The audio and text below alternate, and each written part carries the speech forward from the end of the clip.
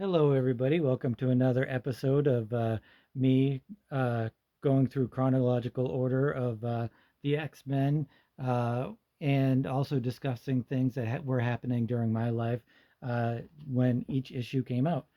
Before I dive into that, though, I want to show you some of my comics.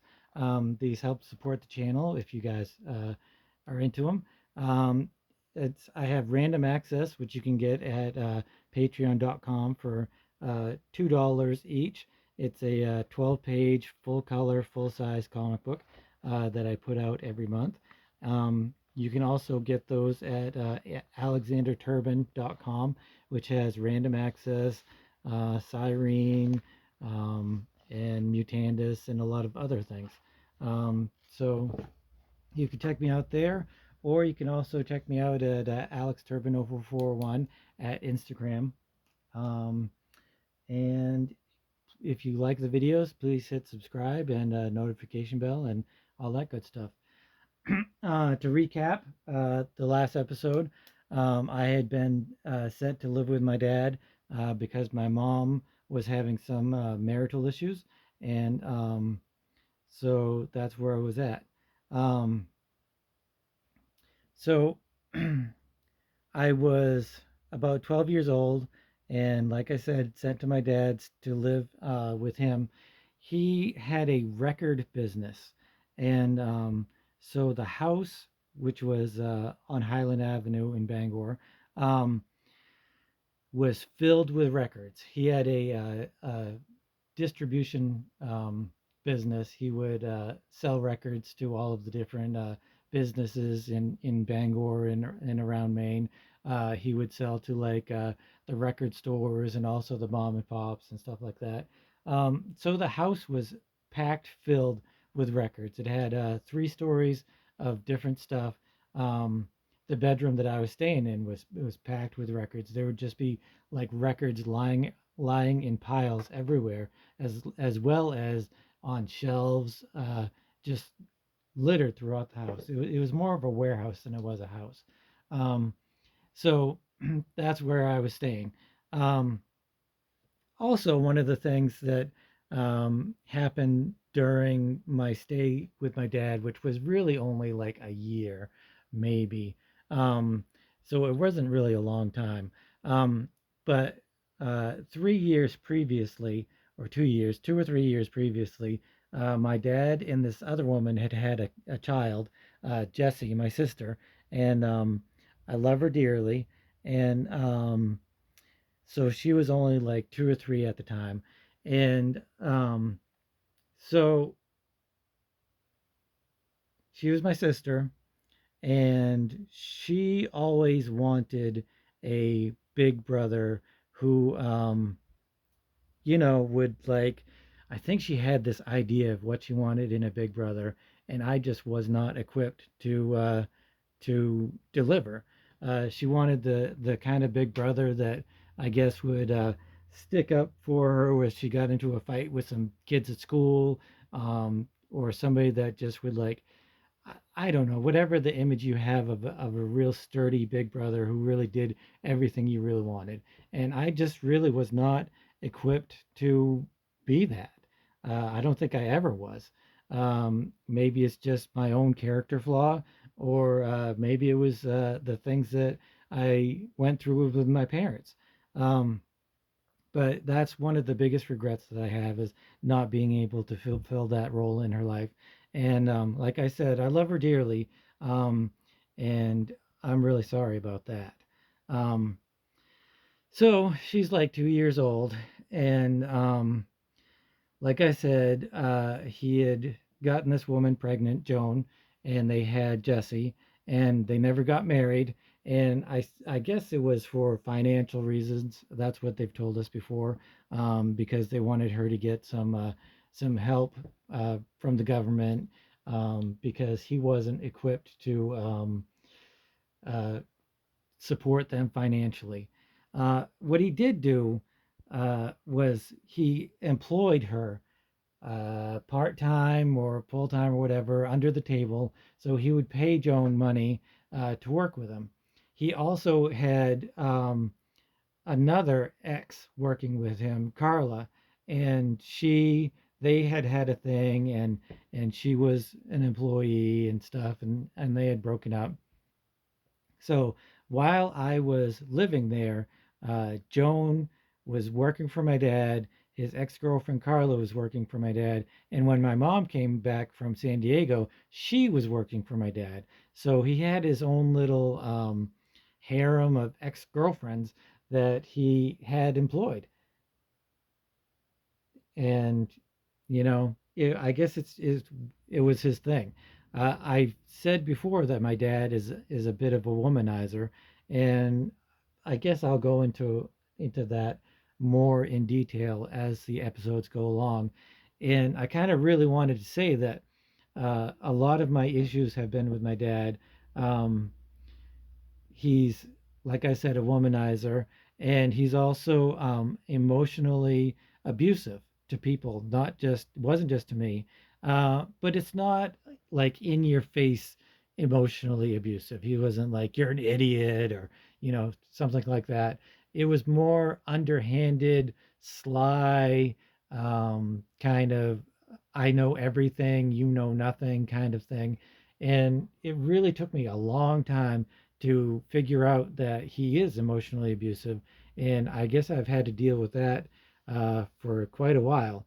Um, but let's get back to my sister, and also go into the X Men, because this was when I was starting to read the X Men, and it's a good solid issue. Chris Claremont is fantastic, and John Romita Jr. is fantastic. And I picked it up. I hadn't gotten 198 because I didn't like Barry Windsor Smith, which was crazy. But I didn't understand it. My brain was not fully formed enough to really understand how fantastic his art is. But anyway, I picked this issue up 199, and Wolverine's in it for like a second.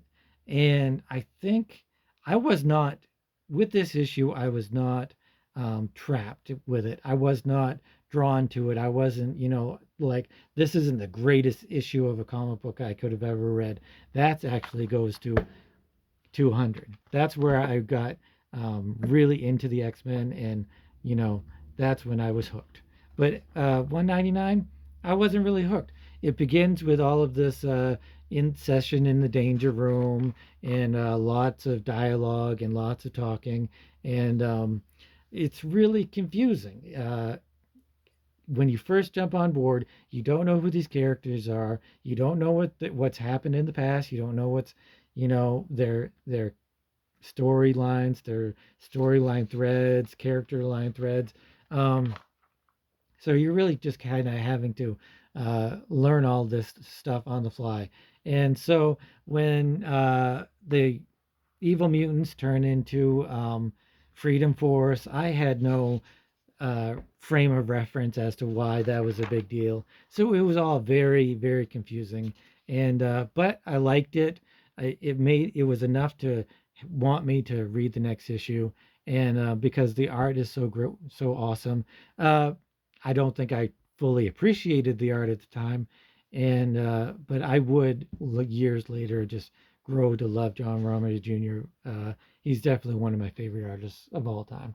And so anyway, the one thing that I remember about this book, 199, when I first read it, and I've just remembered it 38 years later, is this whole scene with Rachel and kind of having this psychic memory of the Phoenix and her grandparents and everything that's going on, and she just kind of goes crazy with all of this information that I didn't know what's going on, but I knew it was emotionally impactful, and I knew that it was something that I had to learn more about. I had to, figure out what's going on with this girl. Why does she have this stuff on her face? Well, she's a phoenix. What the heck's the phoenix? So anyway, that whole scene, which is what, 5 pages, 5 or 6 pages, really encapsulated what was happening in the book for me. The rest of it is Freedom Force proving themselves to the government, and going after Magneto for all of the sins that he's done, all of the crimes that he's done against humanity. And and that's great. Cool fight scene, X-Men fighting Freedom Force, and really the cool thing is Destiny. She's really awesome. She adds a whole new dimension to the fight scene. But I wouldn't really know that from years later. I wouldn't understand the impactfulness of that. It's a great fight scene. Colossus is awesome. They're great. This is amazing. It's just amazing. John Romita Jr.'s art is incredible.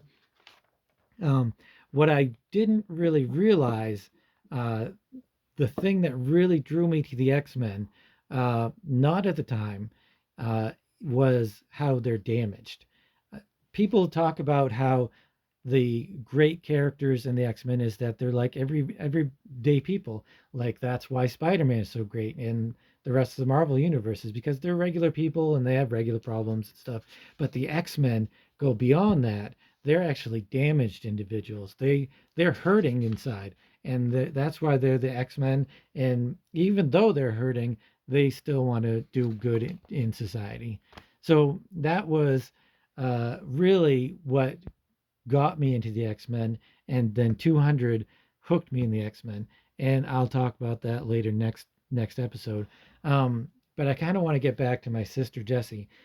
So she was like 2 years old, and Joan came over one time after work, and she was talking to my dad, and they were arguing, and they were like, "Here, take care of your sister." So we sat on. Uh, my dad's living room was like had a whole bunch of shelves of boxes of records and a kind of a tiny desk with all kinds of crap on it, and he also had this lime green velvet puffy couch. It was probably one of the most disgusting looking couches you could ever see. And he also, on the other side of the room, he had this old, it was probably from the 70s, but this was mid 80s. So even 70s, I guess, wasn't that bad, but early 70s, this is just huge early 70s trashy looking TV. So he and Joan went off into the other room, probably arguing about money. Um, and left me with my sister to take care of her while they were doing that. So as I'm taking care of or trying to talk to her, she's a 2 year old. I don't know. What are you supposed to say to a 2 year old? You like goo goo, gaga, whatever. But she could say a few words, and that's when she started saying fuck. I was like, she said it and she giggled a little bit, and I was like, what? And then she said it again, fuck, fuck, fuck, fuck, fuck, fuck, fuck, fuck, fuck, fuck, fuck. And I was like, shit, no, stop saying that, Jesse. Stop saying that. You're going to get me in trouble. What are you doing? Stop. Every time I would tell her to stop, she would say, fuck, fuck, fuck, fuck, fuck, fuck, fuck, fuck, fuck. And I just like going crazy trying to get her to stop. But for some reason, I don't know, they came back into the other room or whatever, and she just stopped.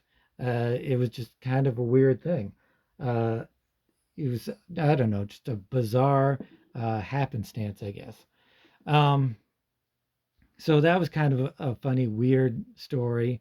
Um, but then uh, weeks later, days later, something like that, uh, the ex girlfriend that I was telling you about, Carla, she killed herself. I can't remember how she did it. She pills, I think it was. Um, so I told you my dad was a womanizer, and I guess that they had been going out, and he decided to break up with her for whatever reason. I don't know. He would kind of pick up women and then dump them. Um, but she was said either you um, go out with me, either I'm your girlfriend and you're my boyfriend, or I'm gonna have to quit. And he said, all right, so quit. And I guess the next day she killed herself. Um, so that, you know, that leaves an emotional scar on anybody. And I can only imagine my dad became more of what he was, which was just kind of an egomaniac who was also self loathing and insecure. Um, So people aren't just one thing. They're not just a racist is also can be also be, a good father, a good husband, and have all of these other good qualities. And my dad has a lot of really great qualities, and I don't want this whole thing to end up being just bashing on my parents for their um, their problems, because everybody's human and everybody has problems and everybody makes mistakes. And some of the things I can say, yeah, that was just a mistake. That was, I can totally forgive that. Um, but when you um, make your son feel like garbage every time you're done talking with them in any kind of a setting, uh, that's just a bad parent. And that's kind of what I had to go through with my dad, uh, taking into account some of the things that he's gone through himself. Like I said, everybody's human, everybody has issues. Um, but his ex girlfriend killing herself, um, that's one of his issues. So thanks for watching. And hope you enjoyed my weird little stories. And next week, I'll get more into issue 200, which is probably my favorite comic book of all time. And I'll talk to you next week. Thanks a lot for watching.